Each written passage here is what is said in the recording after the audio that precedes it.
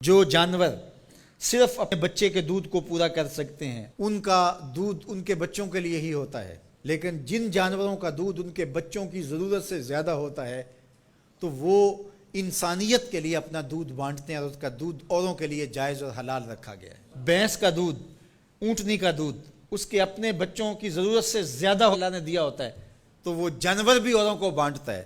تو انسان کو اللہ نے اگر اس کی ضرورت سے زیادہ دیا تو وہ اگر نہ بانٹے تو وہ جانوروں سے بھی برا ہے، اس کو خیر بانٹنی چاہیے۔ طبیعت کے اندر بخل نہیں ہونا چاہیے، طبیعت کے اندر فیاضی، سخاوت ہونی چاہیے۔ اللہ کے محبوب علیہ السلام نے فرمایا سخی اللہ کے بھی قریب ہے، لوگوں کے بھی قریب ہے، جنت کے بھی قریب ہے، ہاں دوزخ سے دور ہے۔ اور پھر فرمایا کہ بخیل لوگوں سے بھی دور ہے، اللہ سے بھی دور ہے، جنت سے بھی دور ہے، ہاں جہنم کے بڑا نیڑے ہے۔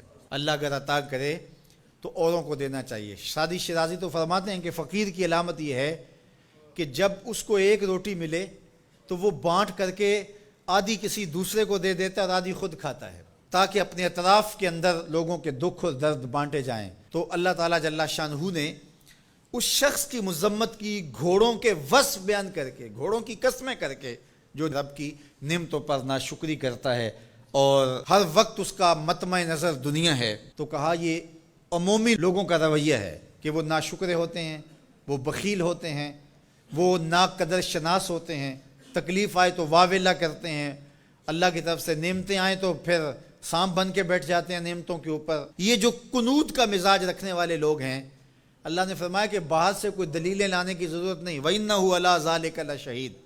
یہ ذرا اپنے اندر اتر کے دیکھیں اور ضمیر سے پوچھیں کہ کیا تم قنوط ہو یا نہیں ہو، تو جو قنوط ہو ضمیر بول کے کہے گا تم قنوط ہو۔ ذرا اپنے اندر اتر کر کے میں اور آپ دیکھیں کہیں ہم قنوط کے زمرے میں تو نہیں آتے۔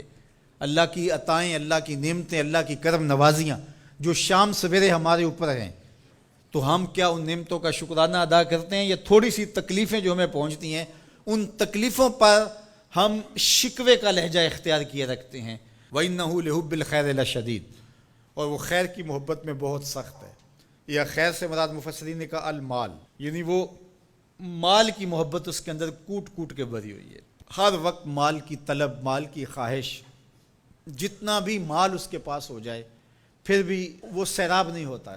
سعدی شیرازی فرماتے ہیں کہ پیٹ بھر جاتا ہے، آنکھیں نہیں بھرتی۔ حل من مزید کے نعرے ہر وقت لگاتا رہتا ہے کہ اور آ جائے، اور آ جائے، اور آ جائے۔ دولت کا پیار اس کے اندر کوٹ کوٹ کے بھرا ہے۔ انسان بوڑھا ہوتا جاتا ہے لیکن دو چیزیں اس کی جوان رہتی ہیں، ایک مال کی محبت اور ایک جینے کی تمنا۔ بوڑھا بھی ہو جائے تو یہ دو چیزیں اس کی بوڑھی نہیں ہوتی۔ اور دوسرا فرمایا کہ ابن آدم کے پاس مال کی ایک وادی ہو، وادی کہتے ہیں پہاڑوں کے درمیان جو نیچے جگہ ہوتی ہے، وہ ساری سونے سے بھری ہوئی ہو، اگر کسی کو دے دی جائے تو وہ آرزو کرے گا کاش کہ ایک وادی جیسی اور ہو، پھر بھی اس کا پیٹ نہ بھرے، اس کی آنکھ نہ بھرے۔ اس لیے انسان مال کی محبت میں بہت سخت ہے۔ فرمایا ابن آدم کہتا ہے مالی مالی مالی، میرا مال میرا مال۔ فرمایا اس کا مال وہ ہے جو اس نے کھایا اور ضائع کر دیا، پہنا اور پرانا کر دیا، یا اس نے جو آگے بھیج دیا۔ فرمایا باقی اس کا نہیں ہے، باقی وارثوں کا ہے، اور وہ کفن بھی میلا نہیں ہونے دیں گے، بانٹ لیں گے۔ جاندی واری ڈرونا بنیو تے ہاتھ نہ لاندے ڈر دے، جنہ لئی تو پاپ کمائے اج کتھے نہیں تیرے کر دے۔ وہ میاں صاحب اپنے لہجے میں بڑی خوبصورت بات کہہ گئے، بہت خوبصورت ہے، کہ بڈھا بہ کے سوچاں سوچے میں مالک ہاں کردہ۔ بڈھا بہ کے سوچاں سوچے میں مالک ہاں کردہ، کر دے بہ کے کرن سلاواں بڈھا کیوں نہیں مرتا۔ تو اپنی زندگی آگے بھیجو۔ حضور تشریف لائے گھر میں، سیدہ عائشہ رضی اللہ تعالیٰ عنہ موجود تھی، تو ایک بکری ذبح کی گئی تھی، تو فرمایا کچھ ہے کھانے کے لیے؟ کہا حضور سب بانٹ دیا ہے، ایک دستی باقی بچی ہے۔ حضور نے فرمایا جو بانٹ دیا ہے وہی باقی بچا ہے، جو بانٹ دیا ہے وہی باقی بچا ہے۔ تو جو انسان آگے بھیج دیتا ہے، اللہ کی راہ میں خرچ کر دیتا ہے، لیکن بہرحال یہ تو تھوڑے لوگوں کو راز معلوم ہوتا ہے،